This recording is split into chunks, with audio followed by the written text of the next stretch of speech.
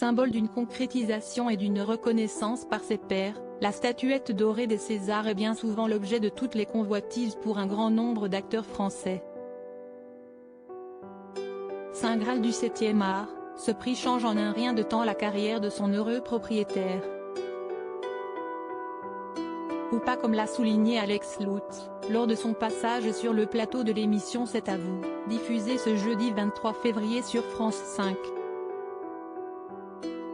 Le lauréat du César du meilleur acteur pour son film Guy, 2019, a assuré que ce prix n'avait pas forcément chamboulé sa vie de comédien. Quand je l'ai eu, j'étais très heureux pour un temps donné car là aussi les temps ont changé par rapport à ça, a-t-il expliqué en préambule à Anne-Elisabeth Lemoine.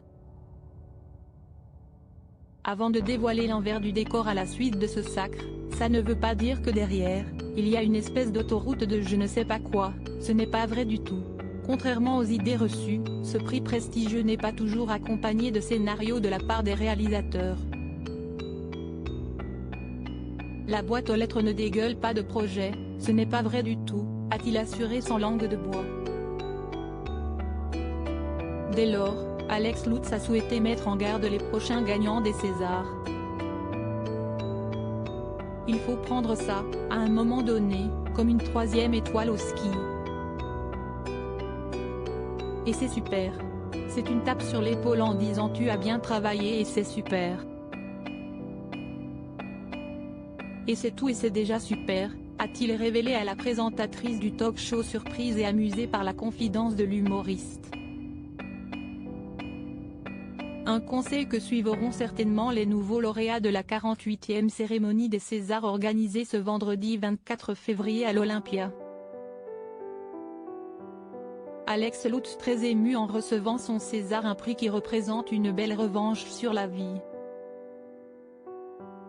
Si son César l'a récompensé pour sa performance dans le film Guy, Alex Lutz y a vu une toute autre interprétation, comme il l'a révélé à Anne-Elisabeth Lemoine et l'ensemble de ses chroniqueurs. L'objet avec tous ces cabossages me faisait penser à un parcours, moi c'est mon parcours, a confié l'ex-acolyte de Bruno Sanechez. Avant de poursuivre, on était très ému avec ma femme, et je suis encore très ému de le voir, parce qu'on revoyait toutes nos années, mes cartons, ma compagnie de théâtre, les affiches qu'on avait photocopiées et d'y croire et de travailler. Pour le père de Ferdinand, ce César est comparable aux félicitations du conseil de classe, lui qui n'était pas un très bon élève. Donc oui, j'étais ému. J'étais très ému, bien sûr, a conclu Alex Lutz.